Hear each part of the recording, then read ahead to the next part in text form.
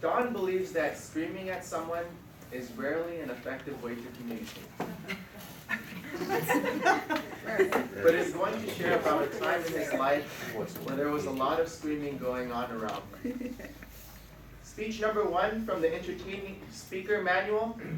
Screaming, screaming everywhere, but not a word worth hearing. Don Welton.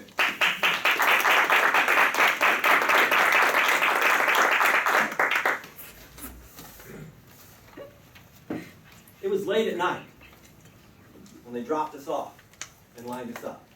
The bus driver did it. He organized us the best he could. He put us in rows and columns. And then he warned us. He said, they will be here soon. I highly suggest you just shut up and stay where you're at. And then he left us. We're just standing. We're being pretty quiet for a little while. And then we started talking a little bit until we heard them coming. They had taps on their shoes. It was kind of like the mice putting a cap, a bell around the cap's neck. The taps on their shoes would tell us the drill instructors were coming. From that point on, and for the next 6 weeks, pretty much all we heard was screaming. Everything was screaming. Get over here, get over here! Just on and on and on and on and on. 6 weeks of screaming. Thought, how in the world did I end up here? What was I thinking? Mr. Toastmaster. Where'd he go? And my fellow Americans. It was the Sunday before Memorial Day, 1981. And I just heard a moving sermon on Memorial Day. And of course, immediately decided I'm going to go join the United States military. The next day, I was at the Air Force recruiting office in Salt Lake City, Utah, saying, sign me up. I'm ready to go. So they tested me and gave me tests to take and prodded me and poked me and made sure I was physically okay. And 9 days after that sermon, I was flying to Lackland Air Force Base in San Antonio, Texas, to begin basic training. 9 days. My wife was really shocked. It usually can't happen that fast. There was a couple corners that had to be cut. Somebody was in an accident somewhere in the country. They couldn't go. I ended up in his slot. And I had to go in under what they call the general category. It has nothing to do with, rank. It's basically any job they want to give you. It's not specifically assigned to something else. But no worries. My recruiter said, no worries for you. You're a smart guy. They'll give you a good job. I thought, wow. Not a lot of times I've been called a smart guy. I like this guy. I'm going to follow him. So I joined. And I'm there. And all this screaming was going on. Somehow, it was never directed at me. Now, the first night, it was just dumb luck. I'm standing out there. The bus driver dropped us off. We're all lined up. There's 48 of us. This group, they meet you with a group. They bring you in at night on purpose, too, so you don't know your way out. I'm serious. Now I get to the left, but I have a serious part. No. They lined us up. These drill instructors all come rushing out at us. And they jump right in your face. The Sergeant Carver Gomer Pyle thing, right in everybody's face. And they would yell at the guy next to me, and the next drill instructor would come along and he'd yell at the guy on the other side of me. And the next one would come and he'd yell at the guy in front of me. They just kept missing me, just dumb luck. Picture 2 to 3 hours of that. They keep you up till early the next morning. Never once did they stop and yell at me. After that, we all get nicknames. Some of them we really can't talk about in here. So mine was Chaplain. I don't know how they got it, but they got it. I was Chaplain. My drill instructor goes, well, why do they call you Chaplain? The guy next to me goes, he's going to be a chaplain when he gets out here. The drill instructor looked at me and I just smiled. I didn't say yes, I didn't say no, I didn't say anything, I just smiled. From that moment on, he never even raised his voice to me. I read 3 novels in basic training, 3 novels. I'd lay under my bed to read. I'm not really good at making those beds perfect like they want, so once I got it perfect, I never touched it again. I laid under my bed and read it.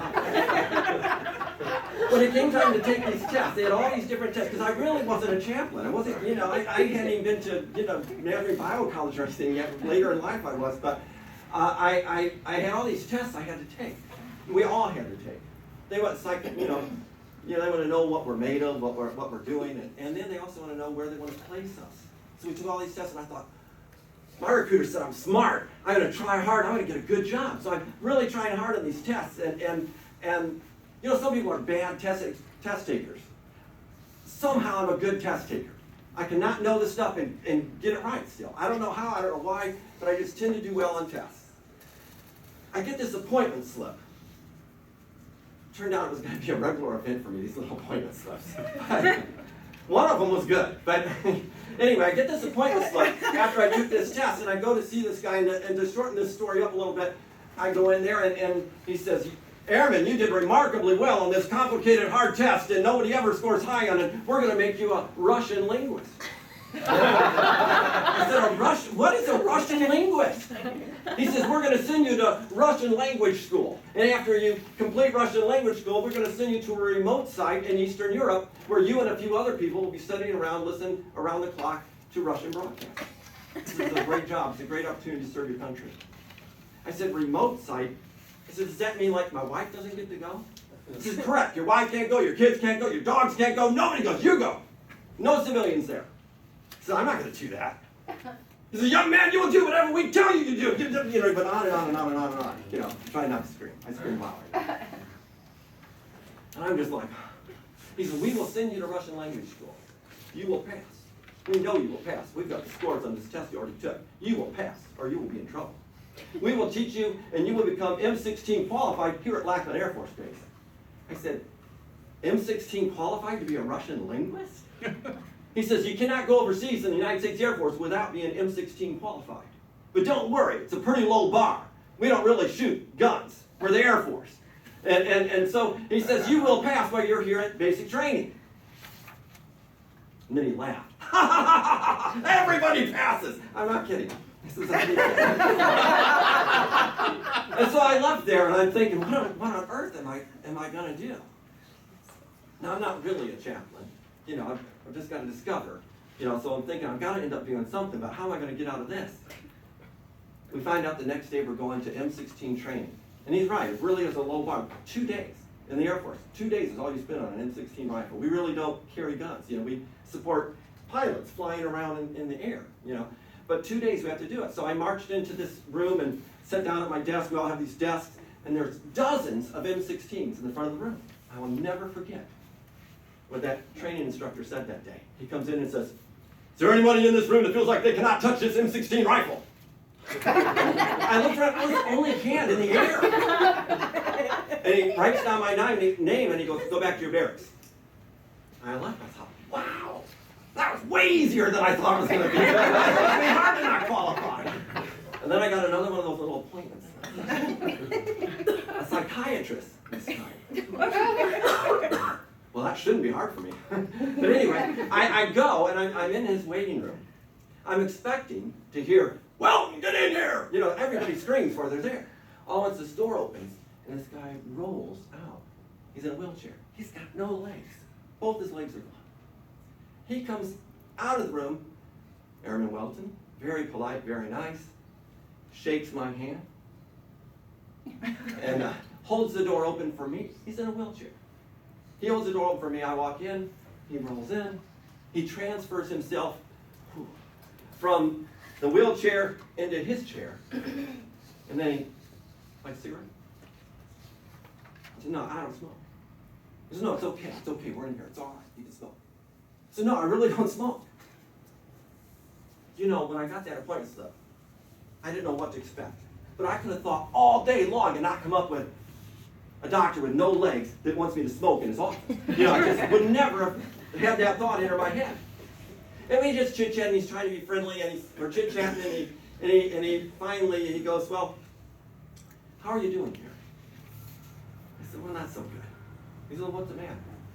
I said, well, they want me to do this Russian linguist job. He said, yeah, I've seen that in the report they gave me. He said, what's the matter with that? I said, well, it's in a remote site, and you don't get to bring your wife with you. Man, I've just been married a short time. I'm a young guy, you know, and I just can't imagine. And he says, yeah, it's a great job. He says, it's a great job, but it's not too hot if you're married. And we talked for a little bit, we chatted back and forth a little bit more, and finally, I knew this question was coming. So from the moment I got that little appointment slip, What am I going to say? I know he's going to bring up the M16. Thankfully, I thought of something. The really cool part is it was true. Most of it. And so he finally asked me, he turns to me, looks at me, and says, well, it says here you won't touch an M16 rifle. I said, well, doctor, I'm not going to break out in a cold sweat if you place an M16 in my arms.